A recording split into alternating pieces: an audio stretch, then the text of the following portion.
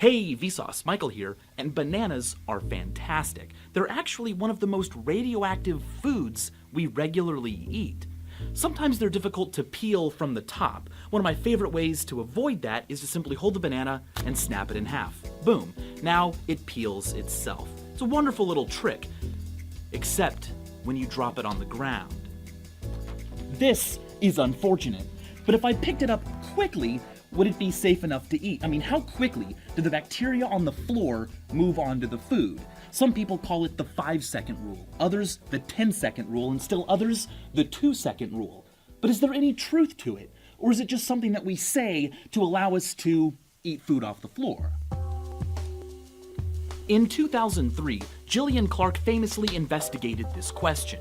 She found that 50% of men use the 5-second rule to eat food off the ground, but 70% of women do. More importantly, she found that even brief contact with a contaminated floor will contaminate food, wet or dry. The Mythbusters found similar results, and a paper published in the Journal of Applied Microbiology got even more technical. The researchers contaminated various floor surfaces with salmonella, and they found that 5 seconds is way too long to wait. Bacteria adhere to dropped food almost immediately, but time does matter. After 5 seconds, they found that the food had acquired anywhere from 150 to 8,000 bacteria, but if left for a full minute, the number they found was 10 times greater. Now, considering it only takes about 10 bacteria of certain strains of salmonella to infect you, you should probably think twice before eating off the ground. Oh, and don't complacently think that you're safe because the floor looks clean or the food that fell on it does. Floors make great homes for bacteria. Also, floors come in contact with the bottoms of our shoes, and the University of Arizona has found that 93% of our shoes are contaminated with fecal bacteria. I've linked all of these studies down in the description. They're great reads, very thorough. But is it true that food dropped on a dirty floor becomes contaminated immediately? I mean, sure, practically speaking, that makes a lot of sense, but instantly? Is there a limit to how quickly bacteria can move from one object to another? Is there an amount of time, short enough, that were I to pick the food up within it, there would be no way for what it touched to contaminate it? Well, we're going to need to define touch. I've talked about this before on Vsauce and on Thinker, and Minute Physics has a great quantum perspective. But when we say touch, we tend to think of two objects contacting each other with no space in between. Unfortunately, that's not really what happens. At a subatomic level, atoms resist smashing together because their electrons repel. Electrons can be modeled as waves that overlap and interact, but they never touch. There's always space between them. When I touch something or someone, I'm really just feeling their electrons react to mine at a distance, a subatomically small one, but a real one. So if that's the case, how come glue can stick things together? How come lipstick sticks to lips? And how can bacteria on a dirty floor stick to food that's been dropped on it? The positive charge from the protons in an atom or molecule isn't always balanced perfectly in space by the negative charge from electrons. Sometimes a molecule is asymmetrical and this imbalance is permanent, which gives the molecule a constant dipole, so it's like a tiny little magnet.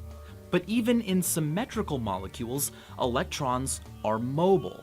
At any one point in time, they might happen to find themselves more towards one end of a molecule than the other, creating rapidly fluctuating dipoles, causing the molecule to act like a magnet. If molecules have a lot of energy, they will simply whiz by one another, and their dipoles and those of their neighbors won't matter much. But if you cool them down, slow them down, the dipoles will have more of an effect, which is why molecules tend to stick together as they cool, going from a gas to a liquid to a solid. That's a lot of information about molecules, but it's incredibly important. It's the reason things can get wet. In fact, when you get out of the shower, you on average weigh about 1 pound more than you did before you got wet.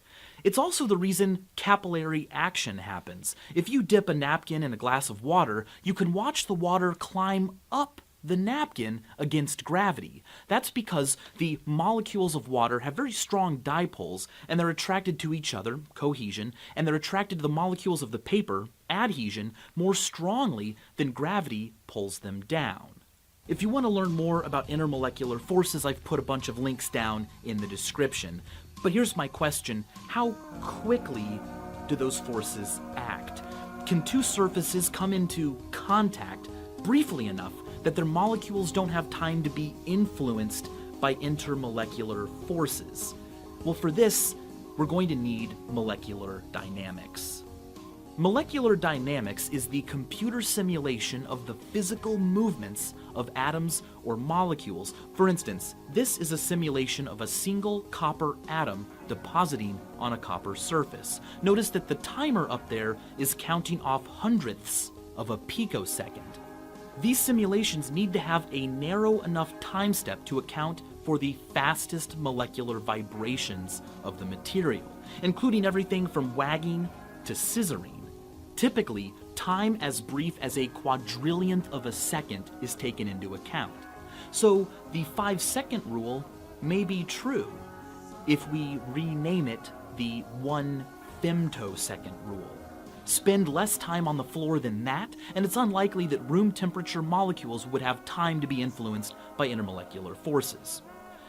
Except, oops, I think we've been thinking too small. Intermolecular forces are fun, but objects can become entangled with each other on a macroscopic level. Glue and makeup and other sticky stuff often take advantage of the tiny imperfections, ridges, and nooks and crannies on an object's surface. Sticky things can seep inside and hold on. Even surfaces that seem smooth to us, when you really get down to it, aren't smooth at all. 2 sheets of paper from a phone book may slide across each other quite easily, but multiply that friction by the number of pages in 2 phone books by interleaving the pages, and you've got yourself a monster capable of lifting an entire car. I was recently lucky enough to see this happen in real life. You can check out my adventure over on Fast, Furious, and Funny. It's a new channel. Stay tuned, because we lifted cars with more than just phone books. The adhesion between 2 objects caused by the shapes of their surfaces contributes to friction and is known as mechanical adhesion. It plays a pretty big role in getting floor germs to stick to dropped food. In fact, if 2 surfaces can mechanically adhere but aren't close enough to do so, we wouldn't say they were touching. And so if by definition touching means that you can mechanically adhere to the other object's surface, well, then maybe the 5-second rule shouldn't be known as the 1 femtosecond rule, because if they're touching, it's already too late, and instead the rule should be known as the don't touch food that's fallen on the floor rule. But come to think of it, maybe we shouldn't be eating food that's touched anything, because bacteria are everywhere, including on you right now. There are more bacteria on your body right now than there are people living in America. There are 40 million bacteria in 1 gram of soil and 5 non-million bacteria on Earth. It's been found that 1 out of every 10 bank cards and 1 out of every 7 bills has fecal bacteria on it. Here's something fun. Go down to the comments section and type the letter V. If you used a mobile phone to do that, congratulations, you just touched 6,281 bacteria. If you're using a desktop keyboard, you're a little safer. You probably only touched about 180. Cell phones are actually one of the most bacteria-ridden things we frequently encounter. If you want to estimate about how many bacteria are specifically on your phone based on how clean you are, the Oatmeal has a really great quiz. You can find that in the description. But honestly, what amazes me the most isn't how dirty our world is or how much bacteria there is. Instead, it's the fact that despite those numbers, we don't get sick more often. Our immune system is amazing, but it relies on the same principles of adhesion that bacteria do.